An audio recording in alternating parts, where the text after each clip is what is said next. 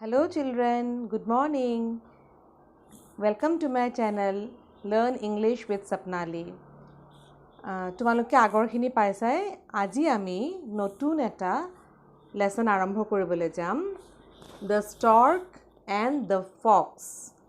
Fox মানেতো আমি সকলোৱে জানো শিয়াল আৰু stork আমি আমাৰ আশে-পাশে দেখা বগলী সবেই দেখিছা কিন্তু stork ঢেৰ ধৰণৰ থাকে কিন্তু তাৰ মাজৰে আমি এই বগলীটোহে আমাৰ এই কিতাপত আছে এতিয়া আহা মই ইংলিশত লেসনটো পঢ়িও যাম আৰু অসমীয়াত তোমালোকক ভাঙনি কৰি বুজাই যাম মোৰ লগত লেসনটো খুলি লোৱা পেজ নম্বৰ 49 ইয়াত এটা নাটকৰ ৰূপত সৰু এনেকৈ দিয়া আছে তোমালোকে ভালকৈ মন দি চাবা ফক্সে কৈছে hello' mister stork How are you?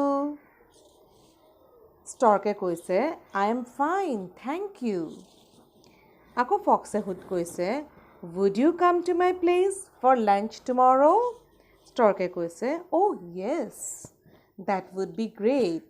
শিয়ালে ষ্টৰ্কক বগলীক দেখি পেলাই ক'লে আমি যেতিয়া কাবাক লগ পাওঁ বহুত দিনৰ মূৰত তেতিয়া আমি ভাল বেয়া খবৰ লওঁ তোমালোকেও মাজে মাজে ইংলিশত খবৰ লবা তেনেকে কবা হেল্ল' হাউ আৰ ইউ আৰ উত্তৰত আমি কেনেকৈ দিব লাগিব I am fine thank you শিয়ালে ষ্টৰ্কক দুপৰীয়াৰ আহাৰ খাবলৈ মাতিলে ষ্টৰ্কে কি ক'লে নিশ্চয় যাম বৰ ভাল লাগিব The next day the fox prepared a tasty meal and announced to the stork the meal is ready পিছৰ দিন না দুপৰীয়া সময়ত ফক্সে ৰন্ধা বঢ়া কৰি জোৰত মাত লগালে ষ্টৰ্কক যে মোৰ খানা তৈয়াৰ হৈ গ'ল তুমি আহিব পাৰা He served the meal on a beautiful plate and said,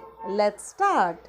Stork অহাৰ পিছত বগলী অহাৰ পিছত ষ্টৰ্কে ধুনীয়াকৈ ৰন্ধাখিনি বাঢ়ি দিলে চোৱাচোন শিয়ালে এখন প্লেটত লৈছে আৰু বগলীকো এখন প্লেটত দিছে শিয়ালে চবকৈ বৰ ধুনীয়াকৈ খাব পাৰিছে কিন্তু বগলীৰ ঠোঁট আমি জানো দীঘল বগলীটোৱে খাব পৰা নাই চেষ্টা কৰিও হয়নে The stork looked at the meal and said, My friend, I have a long beak. Will you please give me the food in a pot?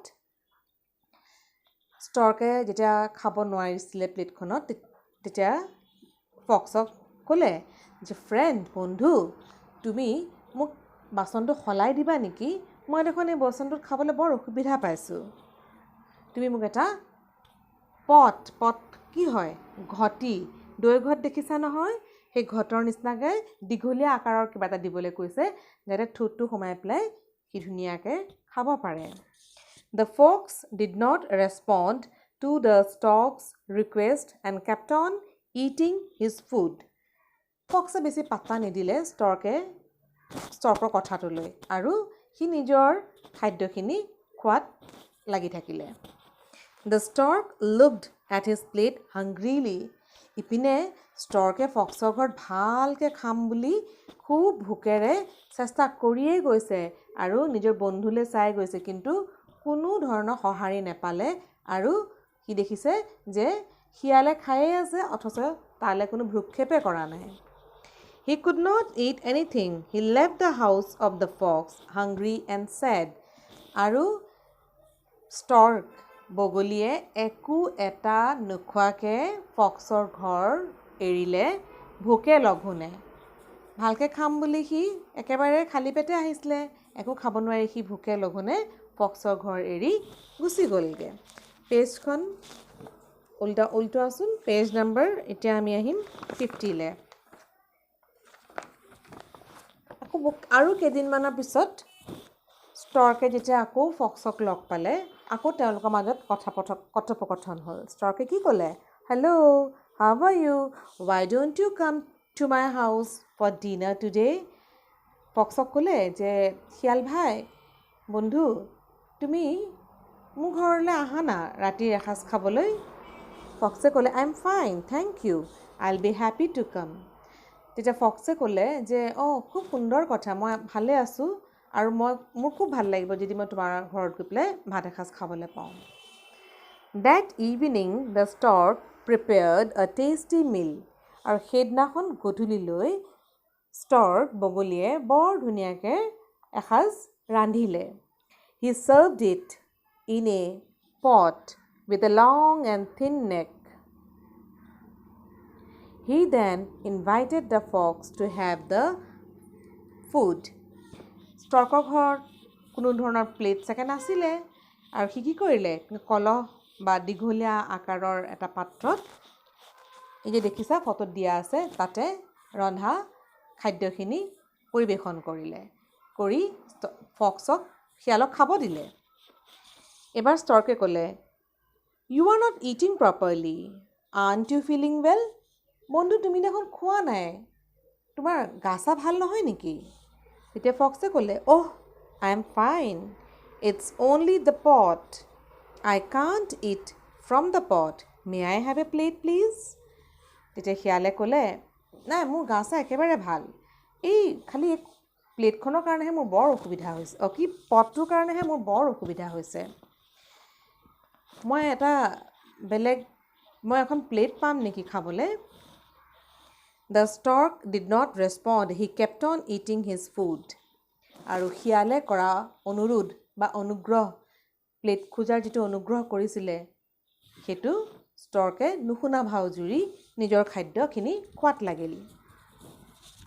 Now the fox remembered how he had treated the stork at his home.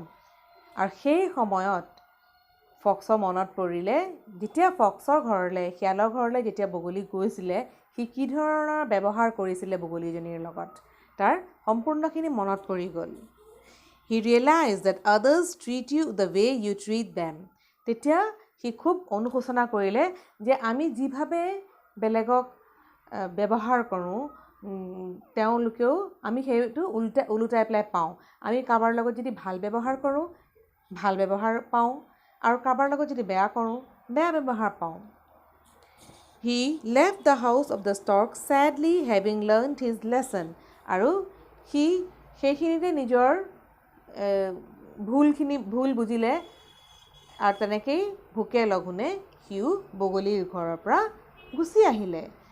এই লেচনটোৰ পৰা আমি এটা lesson পালোঁ, শিক্ষা পালোঁ, কি যে তুমি নিজে প্ৰথমে আগভাগ ল'বা কাৰোবাৰ কাৰণে ভাল কৰাৰ, বা যিকোনো ভাল বুলি নহয়, হেল্প কৰা বা কাৰোৰ লগত বেয়া ব্যৱহাৰ নকৰা, তেতিয়া চাবাচোন তুমিও ইন ৰিটাৰ্ণ তেনেকুৱা পাবা।